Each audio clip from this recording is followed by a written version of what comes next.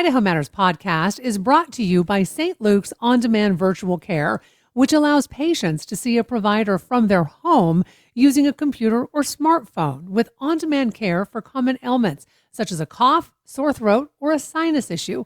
More information at stlukesonline.org. Hi, I'm Charlie Hunt. And I'm Jackie Kettler. We're both political scientists who also love to gossip about political scandals. In Season 1 of Scandalized, we told the stories of some of our favorite scandals from across American history. While we work on Season 2, we're dropping 5 brand new bite-sized episodes to whet your appetite. Listen to new episodes of Scandalized starting Monday, September 29th at boisestatepublicradio.org or wherever you get your podcasts. Hi there, folks. This is Gemma Gaudette. We've got some bonus content from our newsroom to share with you about a beloved figure from the Boise Bench, which may soon become Boise's newest historic landmark. A lot of us know who Betty the Washerwoman is. She's been overlooking Vista Avenue near Overland for about 65 years now. And on Monday, October 27th, the City Council scheduled a vote to decide if this iconic animatronic will become part of the town's history.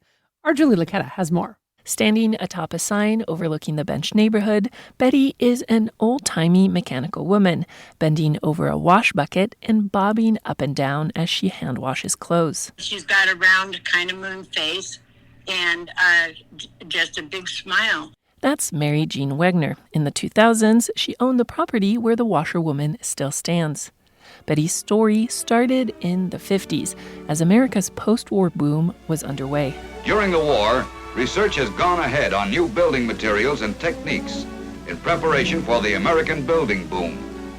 At the time, the GI Bill helped returning servicemen and women get low-interest mortgages and education. More and more and more cars. More on our roads than last year. Post-war America's economy was strong.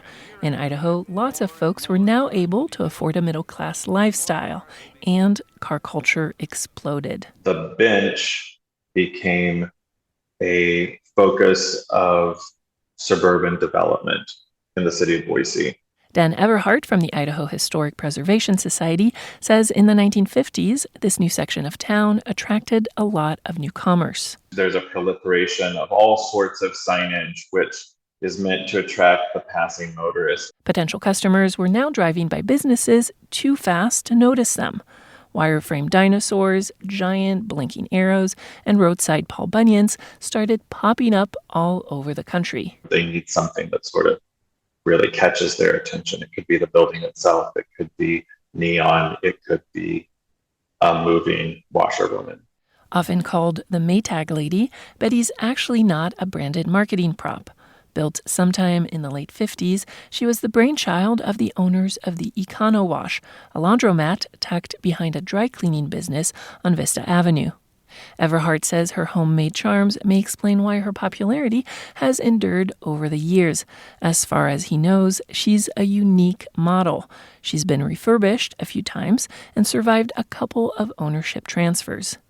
Word on the street is that Betty is also part of a union. Because if the temperature in Boise rises over 100 degrees, there's a little switch that shuts her off so she doesn't overheat. She doesn't wash clothes when it's over 100 degrees. Mary Jean Wegner and her husband adopted Betty when they bought the old dry cleaning location and opened Cucina di Paolo in 2007. When people would come into the restaurant, they would just say, oh, when I was a kid, when we saw that lady, we knew we were only just a couple minutes away from our grandma. When I was little, I used to wave at that lady. And there was just so many stories that I was amazed at how she had touched the heart of so many people. The Wegners started the popular tradition of dressing her up in different costumes to match changing seasons and holidays. She's Boise's biggest dress-up doll. They sold calendars of her many outfit changes and fundraised thousands of dollars for local charities. After their restaurant closed last year and a new one opened, many in the neighborhood feared the quirky animatronic would be torn down, but it looks like, rain or shine, she is here to stay. Betty the Washerwoman, already a beloved fashion and labor rights icon of the bench, could soon also become a historic landmark. Well, I think whether people voted on it or not, that's what she already is. The Boise City Council will decide on Monday. Julie Luqueta, Boise State Public Radio News.